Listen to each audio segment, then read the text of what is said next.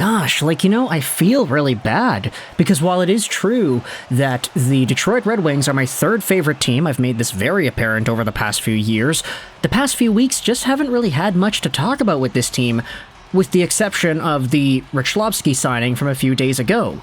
The Wings news cycle doesn't really have the same pop as the Montreal Canadiens news cycle and the Canucks cycle, which are, the second and first favorite teams of mine. And that's unfortunate, because if it were up to me, I'd be talking about the Red Wings every single day, but some days, I just don't really feel like there's a topic. Either way, we have a topic, and this is one of the few times where I feel like the topic actually is worth making a video about, so let's go out there and refer to Pierre LeBrun's recent article from June 3rd, Rumblings on the Oilers, the Panthers, Mitch Marner, Gensel, and more from the NHL Combine in Buffalo. This will be linked in the description if you want to go ahead and read it yourself. Of course, it is The Athletic. It's behind a paywall, so you need the subscription to be able to read it. But the part of this article that refers to the Detroit Red Wings was tweeted out by Ryan Hanna of the Winged Wheel Pod. Take a look at these comments by LeBrun. He reports that meetings between the agents for Perron, Kane, and presumably Lucas Raymond, because he's got the same agency as Kane, and Steve Yzerman are expected in the next week or so. Now, this article was from the 3rd, so 4 days ago it was... Oh, I'm so stupid. Monday? Was it Monday? I think it was Monday. Yeah, so Monday. So, between the time of the article's publication and right now, we probably could expect that the Wings and these agents have talked.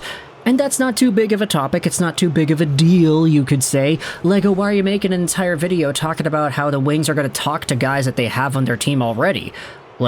Why is that important? Well, it gives us an opportunity to bring these guys up once more and just kind of go through the motions. Because it was a really emotional time, I would say. Let's say a few weeks ago when we were making videos continuously about Patrick Kane, because there were new Kane things coming out every few days. That was a weird time for Detroit Red Wings fans, because with all the news coming out about Patty Kane, there was this sort of hope that existed saying, hey, they'll probably try to go out there and sign him, bring him back, see what the agencies are going to be asking for, and they're going to be having their own number in their head that's going to be based off of the free agent number, because of course Patty Kane, if he was going to UFA status, he'd probably get a lot more than what he could get re-signing in Detroit.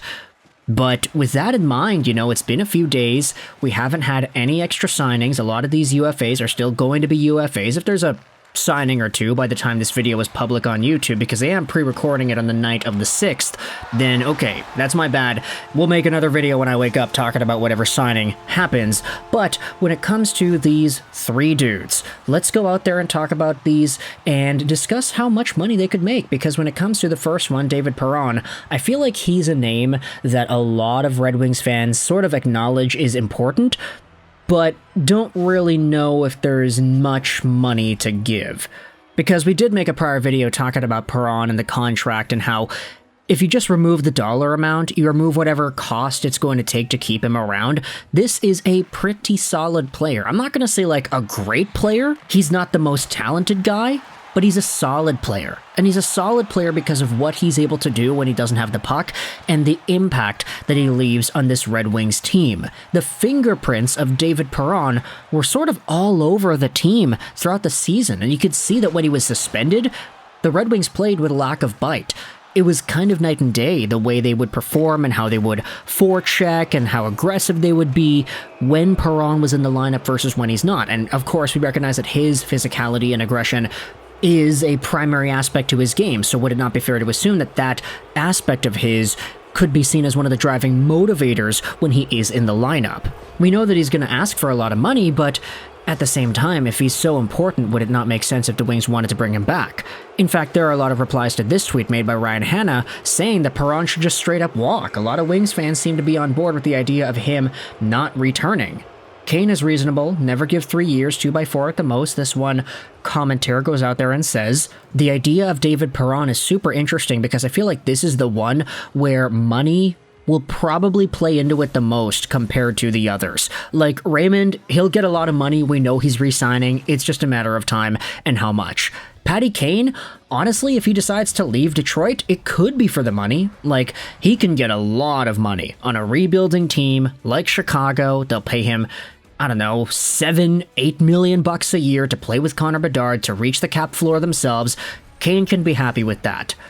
But David Perron is not going to be making $8 million anywhere. If he feels like he's just a tad above that maybe $5 million price tag, then the Wings might have no choice but to say, yes, sorry, like, we want to have you back, but you're just a little bit too out of our price range. For Kane, it's more understandable because he had so many points and he was very good and he was, you know, a triple-time Stanley Cup champion. He's kind of got the right to get whatever he wants. Perron, not so much.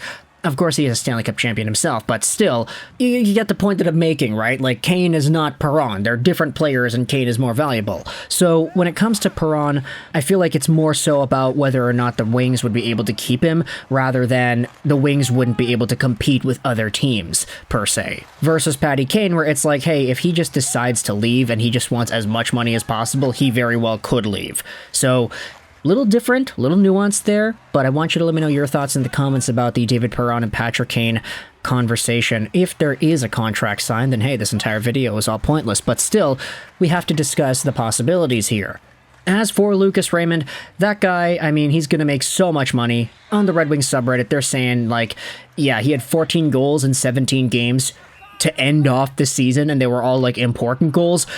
This is going to be a very expensive player. And the Wings are probably going to be 100% A-okay with it. If there's anybody that I feel confident in to live up to whatever contract it is he's going to get, it is Lucas Raymond. Like, Seider has been fantastic. He's going to have to be re-signed too, but for some reason, you know, I feel like Raymond was just a more overall impactful and positive player for the Red Wings in 23-24 compared to Moritz. That's just kind of my personal opinion based off of watching the games, especially towards the end. I noticed Raymond a lot more than Seider, but maybe that's a good thing. Maybe for a shutdown defenseman, you don't want to notice him. Who really knows? Raymond's going to get the bag. He could get upwards of $8-9 million a year if they really wanted to stretch it, if they really wanted to say, hey, here's 8 years, sign at 8.5, no questions asked, you'll be great, you'll make this money until the end of your 20s, and then you can get another legacy deal. Just sign whatever. What's your price? We'll give it to you. Lucas Raymond is going to get paid, and that should be where the Red Wings place all of their emphasis on in the offseason. Raymond and Seider, priority number 1 and 2. In that order, or maybe swap them around, who really knows. And then you can talk about Patty Kane, then you can talk to Perron and talk about what the numbers could look like and what the numbers could be, and whether or not there would actually be some sort of a finagling you could accomplish by keeping them around. It's going to be tough here, and I want you to let me know your thoughts in the comment section below. Yay or nay? Perron, Kane, what are your thoughts on whether or not they stay or go in Detroit? And if they stay, how much do they sign for? In fact, let's talk about the broader scope here. If Kane or Perron leave and they sign somewhere else, what do you think the dollar amount is on their new teams? And what do you think that would look like in comparison to Detroit? If Kane gets a $7 million deal in Chicago, then okay, yeah, the Wings were not going to give him that. It was totally out of their range. If Perron gets like a $5 million deal with St. Louis again, then okay.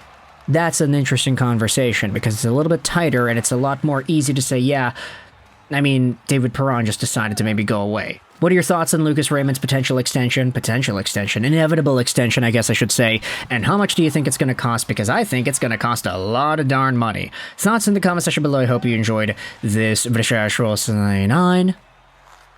And bye.